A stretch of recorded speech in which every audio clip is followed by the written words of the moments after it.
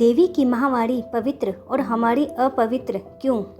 आषाढ़ के महीने में गुवाहाटी के कामाख्या मंदिर की देवी को महावारी होती है।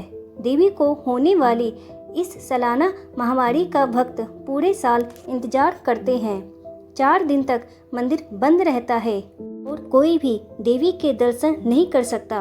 मंदिर की देवी की अनुमानित योनि के पास पुजारी साफ नए कपड़े रखते हैं और 4 दिन बाद खून से भीगा यह कपड़ा भक्तों के बीच प्रसाद के तौर पर बांट दिया जाता है।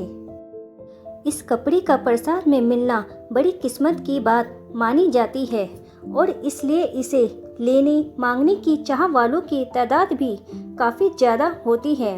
डिमांड के हिसाब से सप्लाई के लिए कपड़े के छोटे छोटे टुकड़े किए जाते हैं ताकि ज़्यादा से ज़्यादा लोगों को ये महावारी वाला दिव्य प्रसाद नसीब हो सके। कहा जाता है कि कामाख्या देवी को हो रही महावारी के कारण ही ब्रह्मपुत्र का पानी भी उन 4 दिनों के लिए लाल हो जाता है। इस बारे में कई अफवाहें भी हैं। कई लोगों का मानना है कि मंदिर के पुजारी खुद ही घटना का वजन बढ़ाने के लिए ब्रह्मपुत्र के पानी में हर साल इस दौरान रंग डाल देते हैं। खैर जो भी हो, इतना तो तय है कि देवी के खून से सने कपड़ों से लेकर ब्रह्मपुत्र के पानी तक लोग श्रद्धा से खुद को बेहद खुशकिस्मत मानकर देवी की महावारी का जश्न मनाते हैं। मैं 9 साल की थी जब पहली बार मुझे पीरियड्स हुए थे। बहुत छोटी थी तो पहले समझ ही नहीं आया कि हुआ क्या है। दुर्गा पूजा का समय था और शायद दूसरा दिन था। सुबह सुबह मेरे भाई पूजा के लिए गुड़हल के फूल तोड़ रहा था। मैंने पीले रंग की एक स्कर्ट पहनी थी जिस पर हाथी और पालकी की खूबसूरत तस्वीर बनी थी। मेरे भाई ने मेरी स्कर्ट पर कुछ लाल सा लगा देखा और मुझसे पूछा कि क्या लगा है। पीरियड्स में अगर कपड़े गंदे हुए, मतलब अगर कहीं से किसी ने खून लगा देख लिया तो शर्मिंदगी की बात है। मैंने देखा और सोचा कि शायद गुड़हल का लाल रंग लग गया होगा। बाद में नहाते समय अपने कपड़े देखे तो डर गई। इतना सारा खून पहले कभी नहीं देखा था। भागकर माँ के पास आई और माँ को दिखाकर पूछा कि क्या हुआ है। माँ चौंकी, शायद सोच रही होंगी कि इतनी जल्दी कैसे हो गया।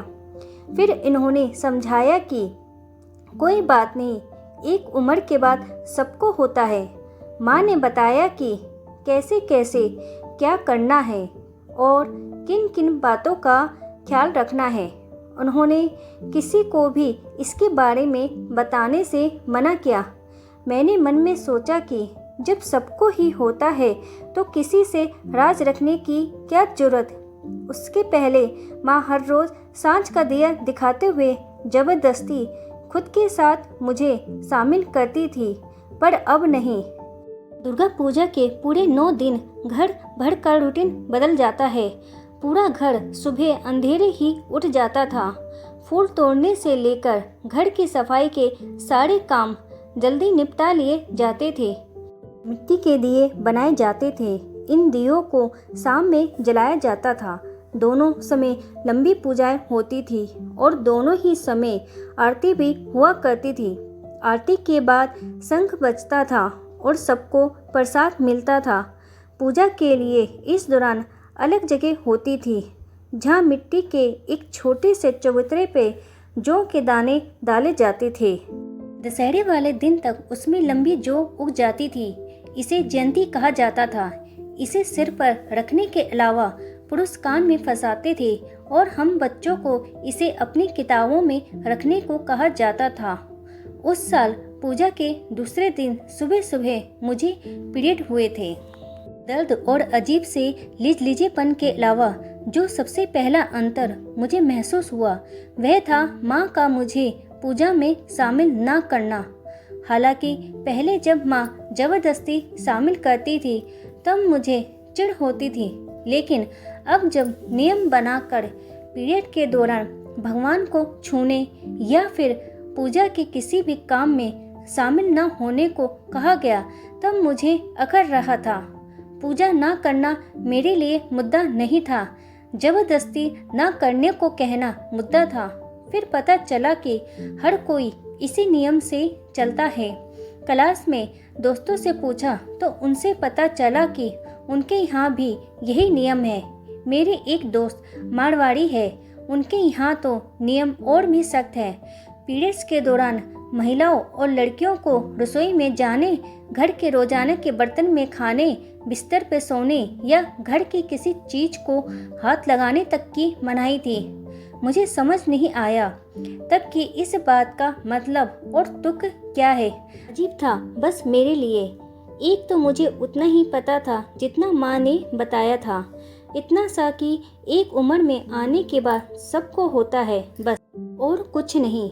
और पता था कि कैसे रहते हैं, समय समय पर देखना होता था कि पैड बदलने की जरूरत तो नहीं है, कपड़े में तो नहीं लगा, वगैरह वगैरह।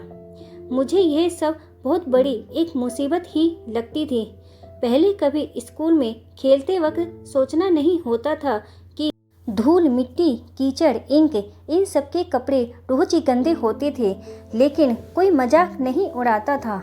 पीरियड्स में अगर कपड़े गंदे हुए, मतलब अगर कहीं किसी ने खून लगा देख लिया तो शर्मिंदगी की बात है, पर पीरियड्स में कपड़े पर हल्का सा भी निशान ना लग जाए, ये मेरे बस में नहीं था।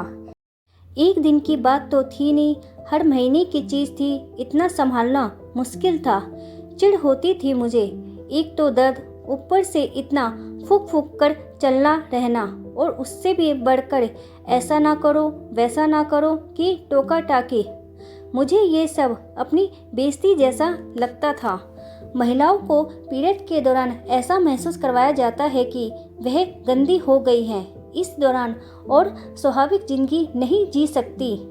फिर हुआ यही कि कुछ महीने बाद मैंने माँ को बताना ही बंद कर दिया। माँ को जब पता ही नहीं चलता तो फिर वो अपनी आदत के मुताबिक वह मुझे पूजा में शामिल करती।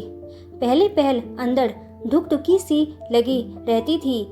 छोटी थी सो लगता था कहीं देवता नाराज न हो जाए, पर मेरा रिजल्ट भी वैसा ही आया जैसा आता था।